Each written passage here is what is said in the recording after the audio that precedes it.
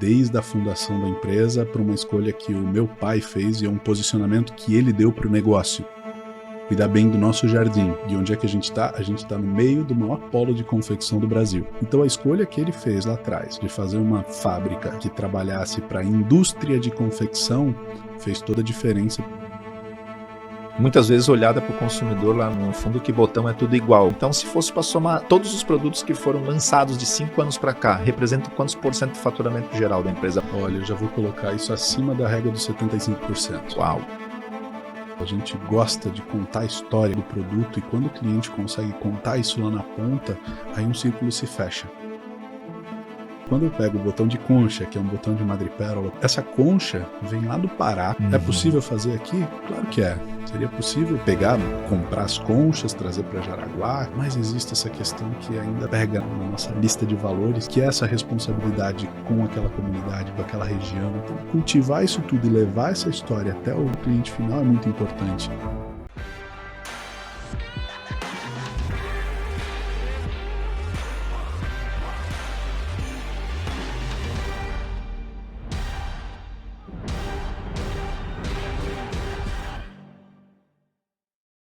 Muito bem-vindos aqui para mais um Pode Multiplicar, esse podcast diretamente de empresários e gestores, e hoje nós temos um convidado super especial. Então, para você que quer conteúdo realmente diretamente da fonte, do que é feito no dia a dia, siga os nossos canais, compartilhe com outros empresários, outros gestores, que hoje nosso convidado especial é o Guilherme Horst, da Brasil Botões. Vamos lá, Guilherme! Obrigado pelo convite, obrigado por chamar para a gente bater esse papo, conversar um pouquinho aqui. E falando sobre mim, hoje eu sou diretor da Brasil Botões, né? Sou casado com a Camila, sou pai de 3 meninos, o Enzo, o Theo e o Lucas, são pequenos ainda, minha escadinha que tem 6, 8 e 10 anos. Caramba, então, não parou, né? Estão no jogo, estão brincando bastante ocupam uma boa parte do meu tempo onde eu divido entre o profissional, entre o pessoal. A Camila, que também faz parte da equipe da Brasil Botões, então a gente está o dia inteiro juntos na gestão do negócio, na gestão da casa, na gestão da família, e compartilhar tudo isso é legal. Então o Guilherme, ele é um mix de tudo isso, justamente porque a minha vida tem vários aspectos que estão entrelaçados, os filhos, a esposa, o trabalho, estão entrelaçados e isso faz a dinâmica ficar legal. Show, legal. E, Guilherme, fala um pouco mais da Brasil Botões, desde o princípio, como surgiu, até se tornar hoje aí referência dentro desse ramo.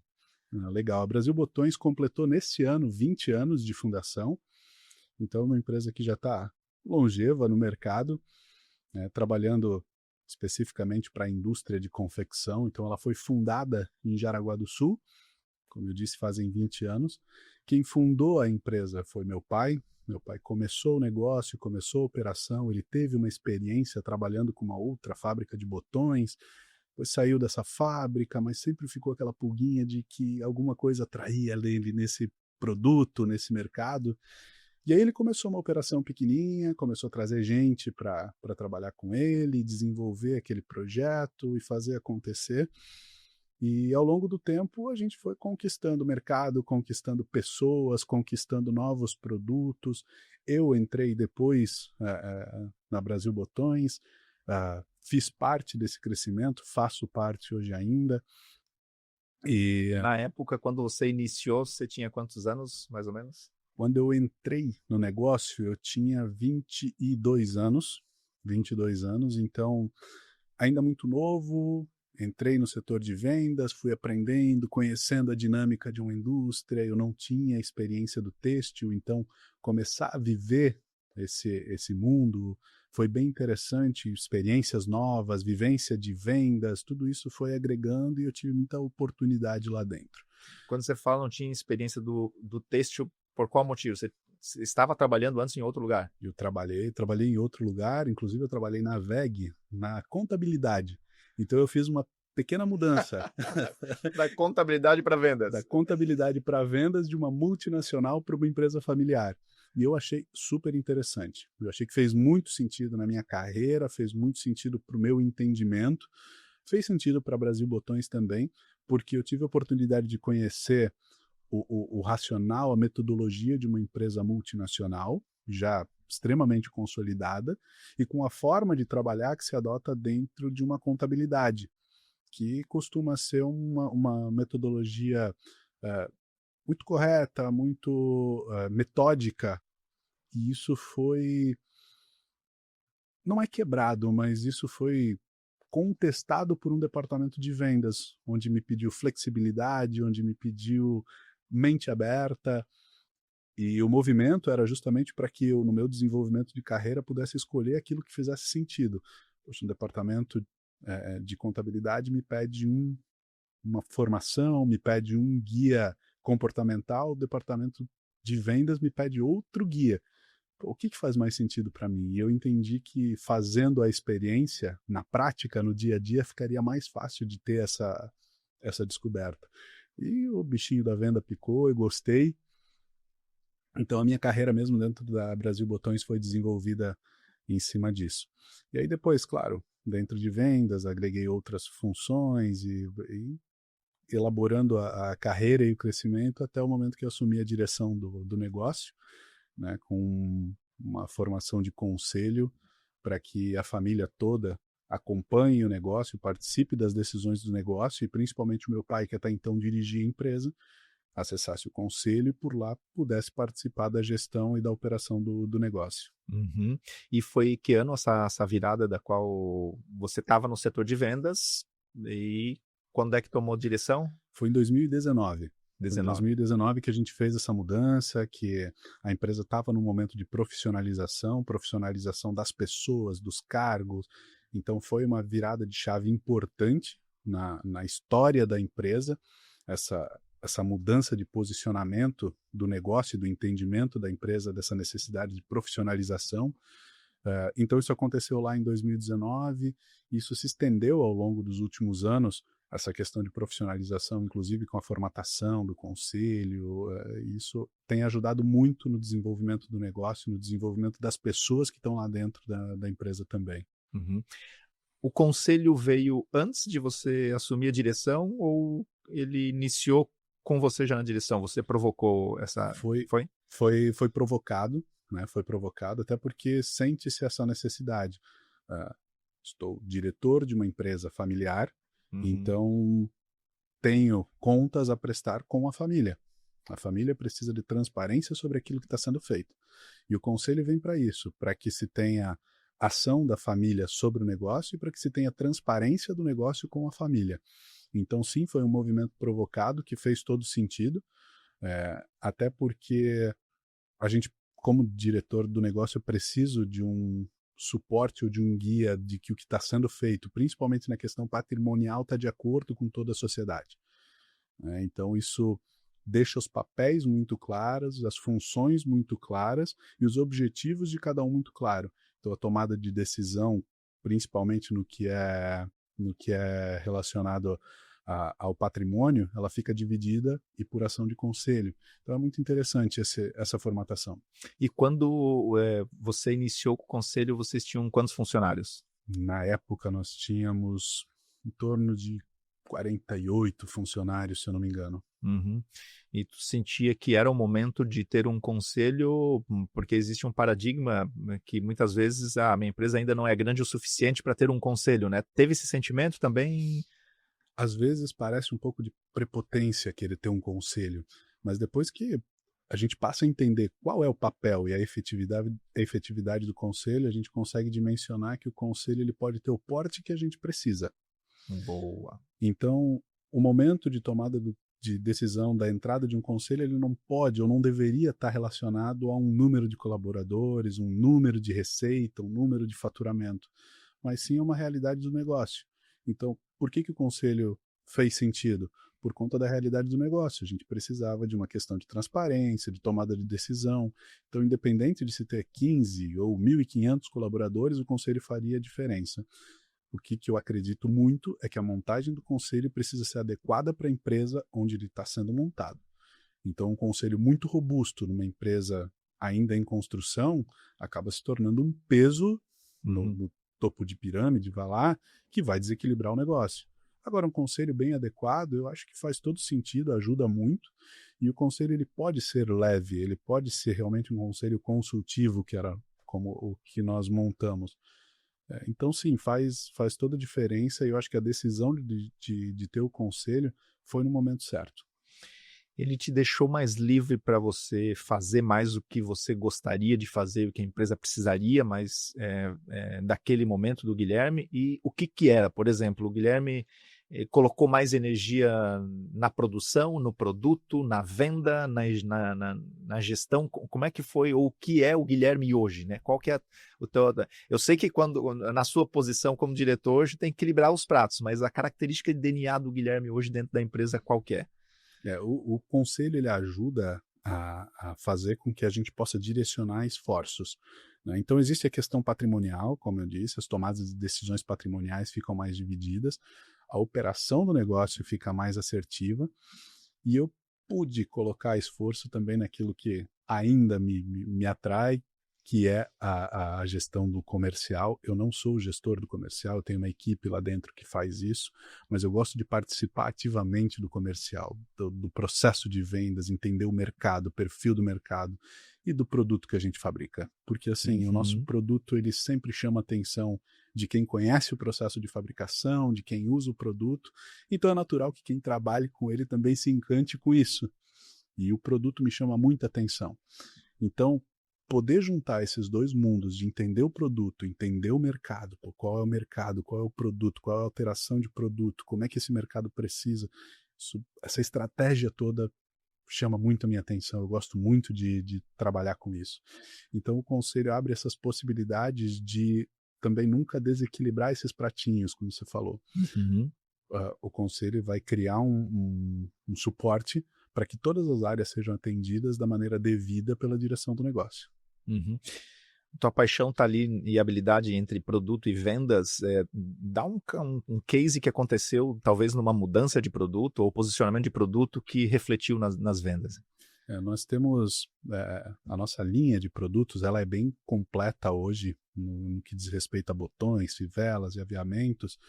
Então, assim, o desenvolvimento de alguns acessórios, por exemplo, as fivelas, surgiram de uma provocação do mercado, né, motivada por um representante comercial que trouxe um desafio de mercado lá para dentro.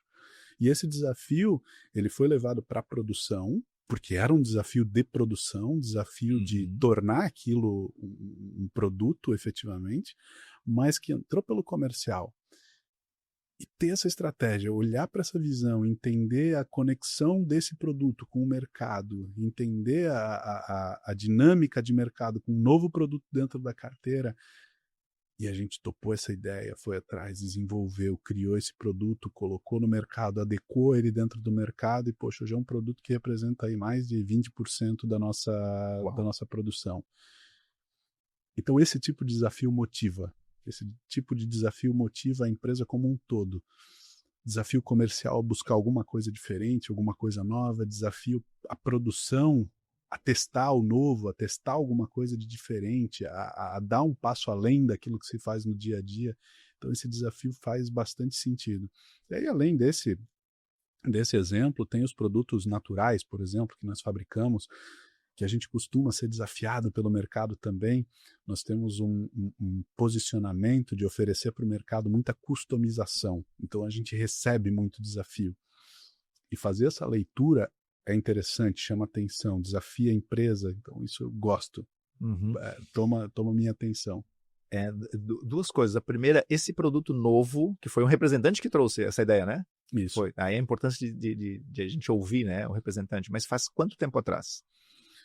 Fazem talvez 5 anos. 5 anos. Isso, 5 ou 6 anos. Ou seja, empresa de 20 anos teve um lançamento de um produto há 5 anos atrás que veio de um representante que representa 20% do faturamento Isso. hoje.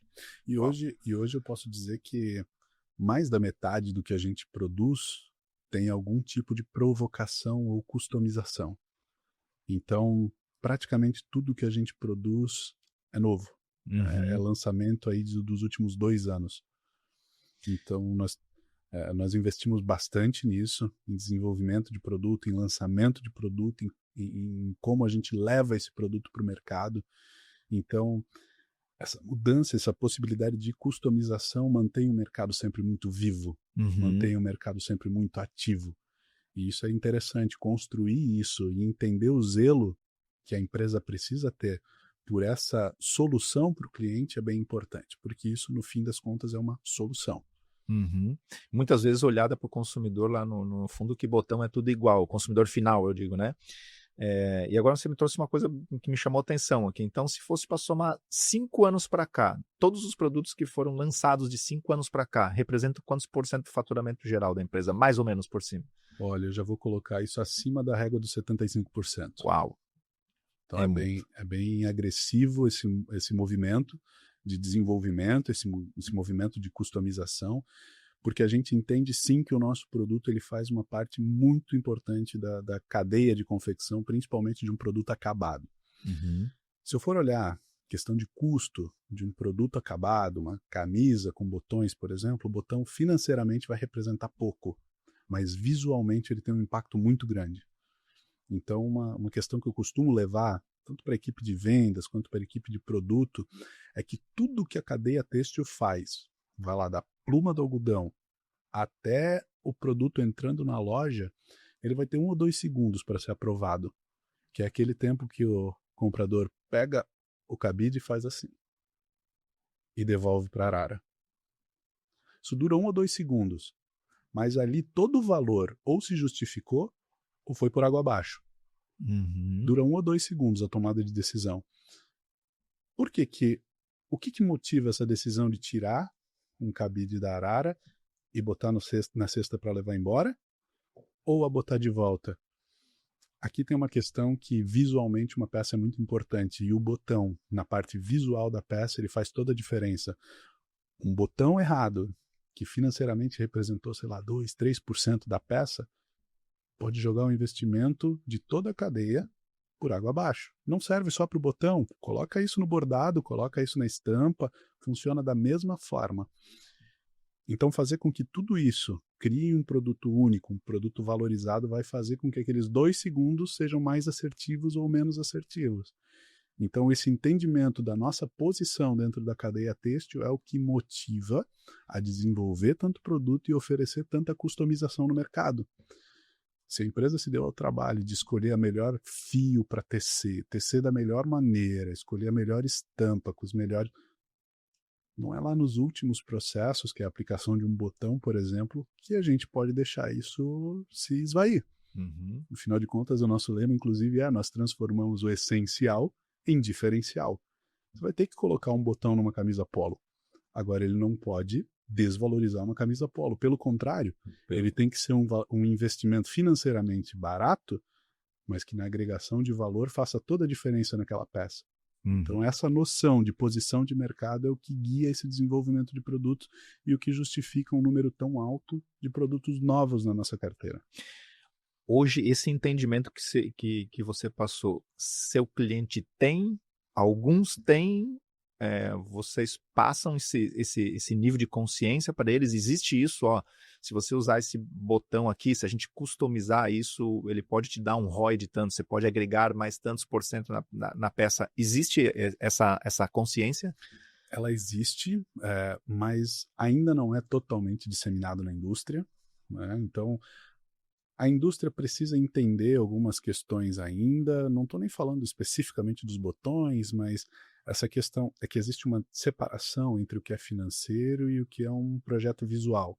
Uhum. O pessoal que trabalha com desenvolvimento, estilista, por exemplo, é um desafio que tem na carreira. Pô, peraí, eu preciso desenvolver um produto que seja visualmente bonito, elegante, mas com custo interessante. Tem empresas que pesam mais no custo, tem empresas que pesam mais no visual, na qualidade da peça. O que a Brasil Botões faz é levar esse entendimento para o mercado e compartilhar isso, e servir como uma ferramenta de apoio para desenvolvimento. Você quer diferenciar a tua peça? A gente te ajuda. Então a nossa posição é: eu te ajudo a fazer com que o detalhe da tua peça vire uma diferença. Quando você repara, pega um carro, por exemplo, de marca, você vai olhar o farol do carro, você tem o nomezinho do carro escrito no canto do farol. Aquilo é um detalhe, mas aquilo faz a diferença no produto. Botão é a mesma coisa. Você pega uma camisa, o botão é um detalhe, um acessório, funcional, é claro, porque ele serve para fechar, mas ele participa da construção visual da peça. Então, levar esse entendimento para o mercado é um dos trabalhos que a gente desenvolve para chamar atenção para isso. Poxa, você tem uma peça que está sendo desenvolvida e você precisa prestar atenção no detalhe. Na etiqueta, no bordado, no botão, não só no que constrói ela, no tecido, naquilo que você está escolhendo como a matéria-prima mais volumosa da construção daquela peça. Então, esse entendimento, eu acredito sim que o mercado amadureceu muito nos últimos anos, e a gente tem percebido isso, que o mercado tem amadurecido na questão, inclusive, técnica do produto. O mercado está entendendo mais sobre tecido, sobre botão, sobre cores, tingimentos, está entendendo muito mais sobre isso. Quando você fala de mercado, o seu cliente ou o consumidor final? Os dois. Os dois. Os dois. Eu tenho percebido uma boa parte da nossa linha de produtos está baseada em produtos naturais. Então, são botões feitos de concha, madrepérola, botões feitos de casca de coco natural. E a leitura disso no mercado está sendo provocada para os nossos clientes, para a indústria de confecção. A nova geração que está vindo está perguntando: essa peça é sustentável? Tem algum diferencial? Por que essa peça é melhor do que a outra? Então, o mercado está percebendo isso. Né? Então, eu entendo que o mercado brasileiro está desenvolvendo muito rápido. Eu acho que esses últimos anos fizeram uma mudança grande e que os próximos anos vão ser de mais mudança ainda. O que para mim é totalmente positivo. Né? Eu entendo que um mercado em mudança tem um monte de oportunidade aparecendo aí, e a gente conversando com todos esses clientes, conversando e sabendo qual é a necessidade deles, a gente consegue estar próximo. Né? E essa proximidade é uma coisa que a gente valoriza muito. Então, como o próprio nome diz, nós somos a Brasil Botões, nós somos nacionais, nós fabricamos tudo aqui, então é um produto nacional, a gente consegue estar sentado frente a frente com o cliente, conversando e entendendo qual é a necessidade dele de agora. A gente está vivendo o mesmo mercado. Então isso faz com que a conversa fique bem alinhada. A tua paixão ali fica entre produto e vendas, né? Teve alguma coisa que foi disruptiva entre produto e vendas que você imaginou que talvez vocês não iriam fazer? Olha, eu acho que o posicionamento dentro do mercado de moda e o direcionamento para trabalhos com coleções era uma coisa que para mim não é que eu não acreditava que não pudesse acontecer, mas era uma coisa que estava mais em segundo plano, que eu não entendia direito a efetividade. Mas como tudo que a gente recebe de provocação, a gente resolveu começar a fazer alguns testes, começar a botar pilotos no mercado. E, poxa, a gente entendeu que faz todo sentido. O nosso posicionamento Brasil Botões, não como um fabricante de aviamentos, mas sim um player do mundo da moda. De entender a nossa posição dentro do mundo da moda. De fazer justamente esse trabalho de consultoria de como é que dentro da moda nós podemos fazer a tua marca ter mais valor. O nosso produto, isso foi disruptivo. E depois, separar os nossos produtos em coleções também tem sido, é um movimento mais recente que nós temos feito, né, que começou no ano passado, porque o nosso produto ele tende a ser mais atemporal, mas a gente conseguiu encontrar o ponto de mercado e o ponto de necessidade do nosso cliente onde fez sentido, onde agregou valor para ele, não só o produto, mas sim o trabalho de composição de uma coleção, a facilidade do entendimento do cliente. A gente entende que, poxa, a velocidade da indústria está muito acelerada, de que o número de funções que cada funcionário precisa executar é muito grande. Então, quanto mais a gente investe o nosso tempo dentro de casa para organizar e entregar de uma forma mais assertiva para o cliente, mais diferença eu estou fazendo no trabalho dele. E isso tem valor também. Dá trabalho dentro de casa, precisa de uma percepção de valor, porque isso também custa caro fazer esse trabalho. Se tiver só o custo caro, mas não tiver a percepção do valor lá na ponta, isso inviabiliza o projeto. Então, junto com a equipe de marketing, a equipe de produto construindo isso e o pessoal do comercial entendendo a proposta, isso acontece da forma devida lá no mercado e consegue fazer o cliente perceber esse valor. Nós temos aqui, né, uma habilidade muito boa de vendas e de produto, mas alguém tem que pagar o custo do setup, né? Quando fala assim em customização, você faz isso muito bem. Como é que você teve essa mudança agora na parte produtiva, da tua habilidade, do teu DNA natural entre ali produtos e vendas, mas e aí, como é que ficou a tua empresa lá dentro, essa história? Ó, gente, daqui para frente a gente vai fazer muita coisa customizada. Como é que foi essa mudança? Isso é um mérito que se dá desde a fundação da empresa para uma escolha que o meu pai fez e é um posicionamento que ele deu para o negócio. Cuidar bem do nosso jardim. E onde é que a gente está? A gente está no meio do maior polo de confecção do Brasil. Uhum. Então, as maiores empresas de confecção, algumas das maiores marcas do Brasil estão aqui, no quintal de casa. Então, a escolha que ele fez lá atrás de fazer uma fábrica que trabalhasse para a indústria de confecção fez toda a diferença, porque já começou a montar o negócio direcionado para isso. Qual é a diferença? Existem muitos atacados de aviamentos, lojas de aviamentos que pedem uma outra proposta de fábrica. Então, são prioridades diferentes de uma fábrica que atende as lojas para uma fábrica que atende outras fábricas. Naturalmente, trabalhando para outras fábricas, você já tem um entendimento de um setup um pouco mais trabalhoso, você tem um número de setups mais alto. Então, esse entendimento já estava dentro de casa. Então, esse aumento da exposição à customização não teve a barreira de quebrar uma ideia de que, poxa, mas eu preciso trocar produtividade por setup. Uhum. Isso já estava desenvolvido. Agora, o que demanda, sim, principalmente da minha posição, é um olhar para a fábrica, porque já ouvi, inclusive, muito do Denis sobre isso também, sobre você ter um DNA de fábrica. Pô, e o que é o DNA de fábrica? E isso ficava na minha cabeça de quem teve o DNA da contabilidade, de quem teve de vendas. Pô, o que é o tal do DNA de fábrica? E eu comecei a me desenvolver, entender esse DNA de fábrica e olhar para a produção, para o processo de produção com outros olhos.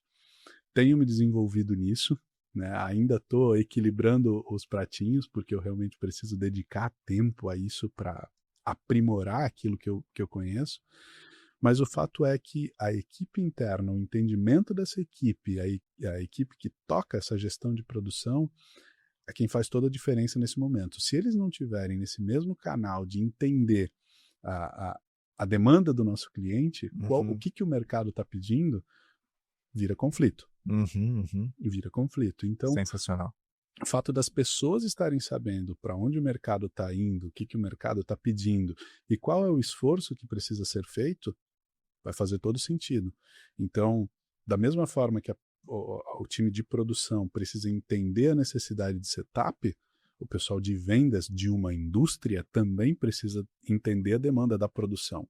De que nem só de setup ou nem só de customização vive uma indústria. A indústria também precisa daquilo que gera produtividade. Então, trocar essas informações, equilibrar esses pratinhos e levar a informação de um lado para o outro, fazer com que isso circule lá dentro é muito importante.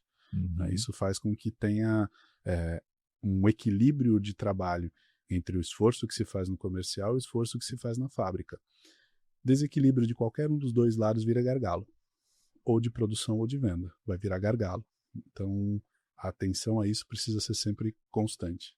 E a tua aproximação com a produção, com a industrialização, ela gerou mais criatividade para a parte de produto, vendas, ou te limitou em alguns momentos para não colocar tanto gargalo? Absolutamente tende ao produto. Uau. Absolutamente tende ao produto. Isso eu não tenho a menor dúvida. Porque acredito muito que a equipe, sabendo das necessidades, a equipe não se torna uma muralha, não se torna uma resistência, a equipe de produção. Então, a equipe de produção, sabendo das demandas de mercado, eles, pelo contrário, ao invés de virar um defensor da produtividade a todo custo, viram colaboradores do desenvolvimento de produto. Pô, você sabe que dá para fazer isso aqui também? Você já viu que tem essa possibilidade? Quando todas essas possibilidades, quando tudo isso vai parar na mão do time de produto, teu leque se abre demais, se abre muito. Então, por que eu acredito muito nisso? A gente tem um movimento que eu gosto muito, que é de levar o nosso cliente para dentro da nossa fábrica. Para que quem está desenhando uma coleção, para uma estilista ir lá e olhar o processo de produção, porque sempre aparece alguma coisa nova. E como eu falei antes, como a equipe adora um desafio, quando o cliente vem com será que? Aí todo mundo já sabe que vai aparecer alguma coisa legal. Né? Vai aparecer um desafio de um produto novo, de um modelo novo, de algum processo.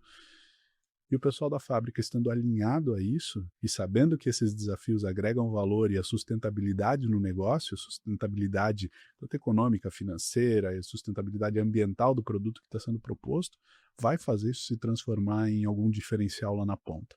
Então, para mim, absolutamente que olhar para a produção não é simplesmente um limitador para vendas. Não, agora vendas não customiza mais, vendas não faz mais setup, nós vamos olhar para a produção e para a produtividade.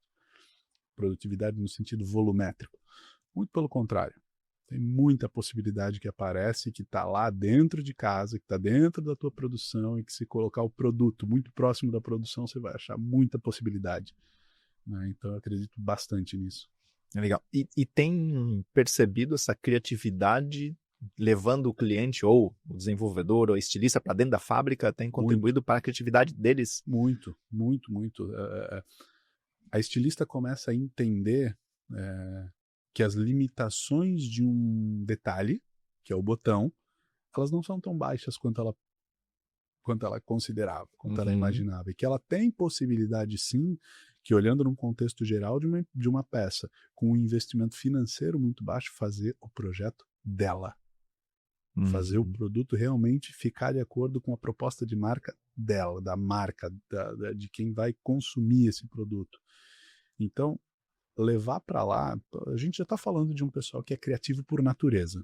Pessoal de engenharia, de design, de estilo, já é criativo por natureza. E aí você coloca na frente de possibilidades de operação, poxa, isso cria uma imensidão de caminhos possíveis, viáveis. Né? Então, a produção de botões, a forma que se faz a produção de um botão é uma forma que permite a criatividade. Então, testar possibilidades é o que a gente gosta de fazer. Então, é o caminho perfeito para que o estilo vá lá na fábrica, em um formato imersivo, passe por todos os processos. Poxa, mas e se eu testar isso aqui? E aquela ideia que a gente tinha, sabe? Vai surgindo novas possibilidades. Então, absolutamente que produção, produto e o cliente juntos, não tem como a receita dar errado. E ele consegue colocar uma certa história no produto, né? Por exemplo, você falou da sustentabilidade das conchas. Conta um pouco de onde que vem isso, como que é um vilarejo ou vem do mercado, como que acontece isso?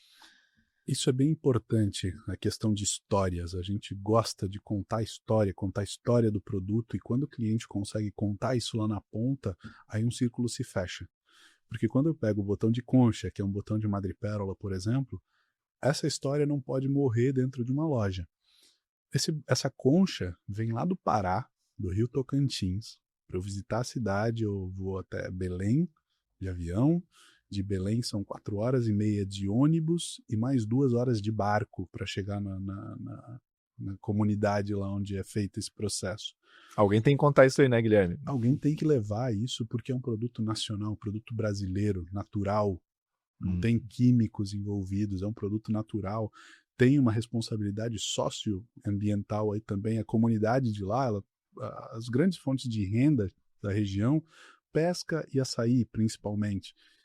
E a gente leva para lá um conceito de indústria, de agregação de valor. Então, construir essa ideia lá naquela região já é diferente de levar esse conceito de indústria, de agregação de valor, de qualidade, de percepção, de necessidade. E fazer isso lá é puramente para agregar valor para a região.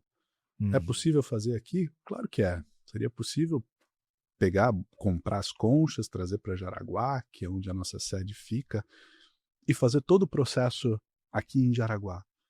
Mas existe essa questão que ainda pega na nossa lista de valores, que é essa responsabilidade com aquela comunidade, com aquela região.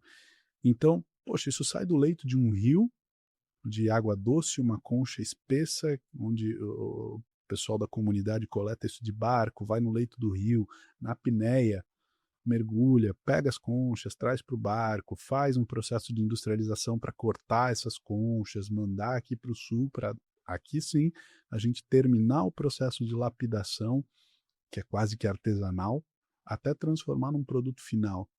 Então, poxa, isso começa num lugar muito bonito, com pessoas socialmente envolvidas com isso, com uma proposta de industrialização de uma região onde até então as principais fontes de renda estariam ligadas à pesca ou açaí.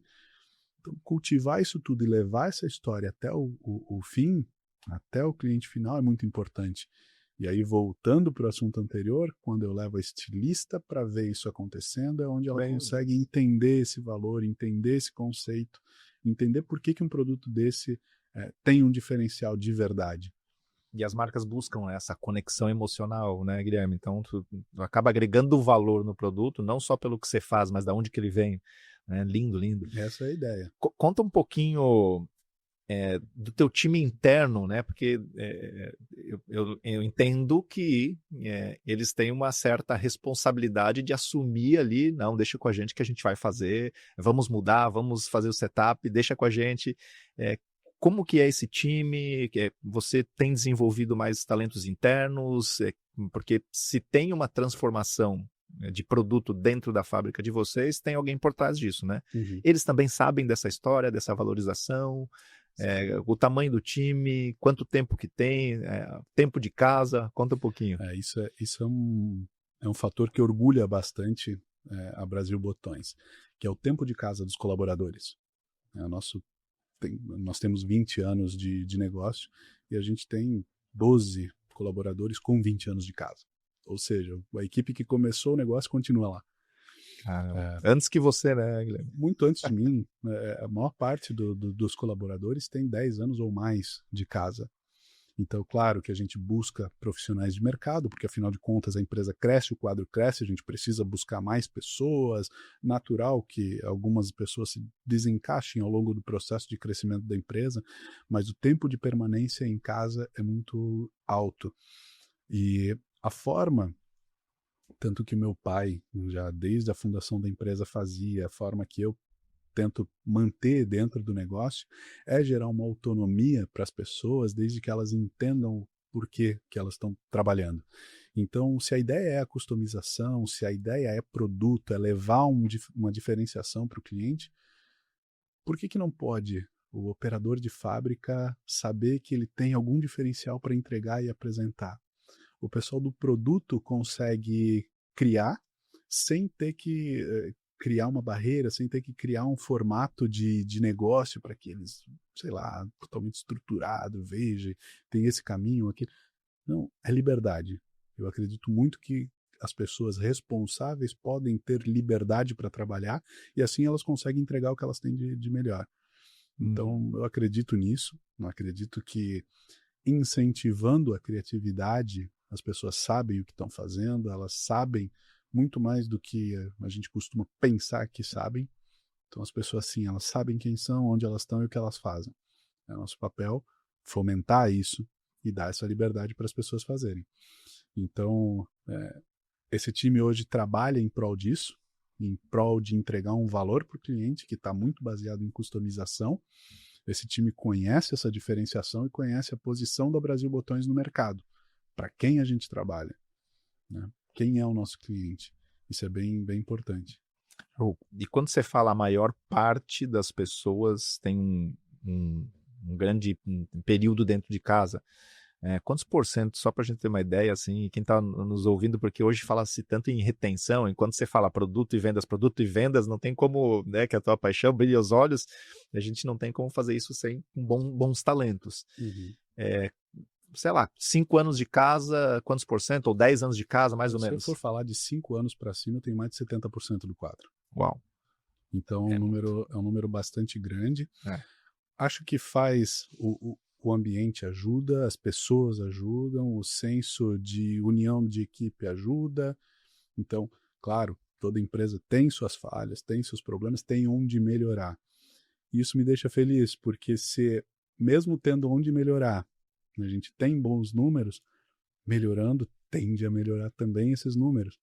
Mas ver pessoas lá dentro completando aniversário de casa, completando aniversário de 5, 10, 15, 20 anos de negócio, faz a gente entender que está num caminho, que está num caminho certo, de que tem alguma coisa diferente lá dentro, sim, de que tem uma cultura de família, sim, né, de ter as pessoas da empresa como família. Então, isso é motivo de orgulho, motivo do que meu pai montou, fundou lá atrás com a empresa, a forma que ele criou essa gestão dessas pessoas, que é a forma que eu tento replicar. Né? A gente sempre tenta melhorar e avançar, mas aquilo que é bom a gente precisa manter. E isso se reflete nesses números de retenção. Né? Lindo, inclusive isso aí já é mais uma história para o teu cliente acabar compartilhando com o consumidor final, porque, poxa, a gente está falando mais de 75% do time, mais de 5 anos, é um case diferenciado hoje no mercado, né? Pessoal, o Guilherme, a Brasil Botões, eles fazem parte do Multiplier Club. E, Guilherme, eu queria que você compartilhasse um pouco, né, como é que é o Guilherme antes do clube, depois do clube, o quão importante foi para você essa jornada aí em 2024 com o Multiplier Club. Isso. Para eu poder falar a verdade sobre isso, eu tenho que falar em transformação. Eu preciso falar em transformação. Não só minha, porque você pergunta sobre o Guilherme, mas é muito fácil estender isso para a equipe e para a empresa. Legal. Né? É muito fácil estender essa transformação, porque eu acredito sim que quando a gente transforma alguma coisa em nós, quem está à nossa volta também transforma. E ter essa vivência com pessoas que estão alinhadas com aquilo que você precisa, pessoas que compartilham, que buscam o mesmo ideal, e esse ideal ele não é egoísta, só pode fazer crescer. Né? Acho que com a mesma intensidade que eu acredito no produto que eu fabrico, na equipe que produz esse produto, eu acredito no ideal desse grupo que o clube conseguiu formar. Então, participar, fazer parte dessa equipe, poder ajudar quando necessário, ser ajudado quando necessário, e ter visto pessoas tão abertas e com tanta experiência como a gente viu no clube, é realmente transformador. E isso se estende à equipe. Então, aquilo que a Multiplier tem oferecido de conhecimento, de aprimoramento para a equipe, tem ajudado o negócio a transformar.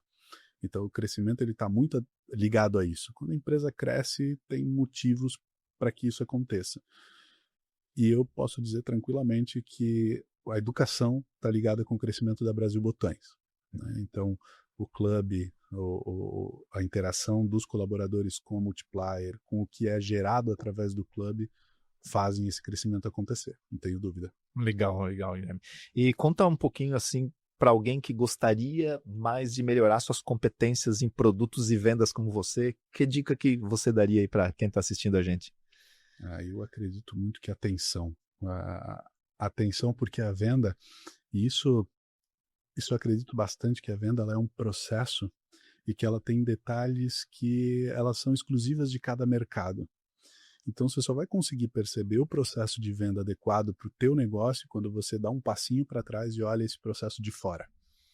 Então essa atenção, essa percepção, porque existem muitos números, muitos indicadores na tua frente, todo dia, numa planilha de Excel, num RP, num CRM, mas quando você dá um passinho para trás e olha aquele processo de fora como um player externo àquilo, você consegue identificar possibilidades que talvez o teu RP não vai te entregar. Muito então, bom. essa atenção, aqueles minutinhos e aquele insight que você teve sobre aquilo, às vezes um comportamento de um mercado específico, num momento determinado, você começa a analisar aquilo lá que passaria batido normalmente por qualquer análise, mas você começa a interpretar o motivo daquilo e dá uns passinhos para trás, você percebe que aquilo é uma reação de mercado, mas com uma cara que você nunca tinha visto. Mas ele vai te revelar algumas possibilidades para que você encontre a raiz da questão. Então, eu acredito bastante nisso. Pezinho para trás, olhar como um todo e estratégia. Show. Guilherme, gratidão pela tua contribuição. Que bom, esse papo aqui poderia durar umas 2, 3 horas. A gente gosta demais de ter esse mão na massa, é o real time, o que a gente faz no dia a dia, né? Acho que você pôde contribuir aqui com muita clareza. Obrigado, irmão. Eu que te agradeço mais uma vez. Obrigado aí para você, para a equipe da Multiplier, a oportunidade de compartilhar um pouquinho disso. E eu acho que esse tipo de conversa é o que faz qualquer negócio evoluir. Bom demais. Obrigado, pessoal. Então, para você que gostou desse tema, compartilha para alguém que realmente merece receber esse bate-papo aqui com o Guilherme e até a próxima.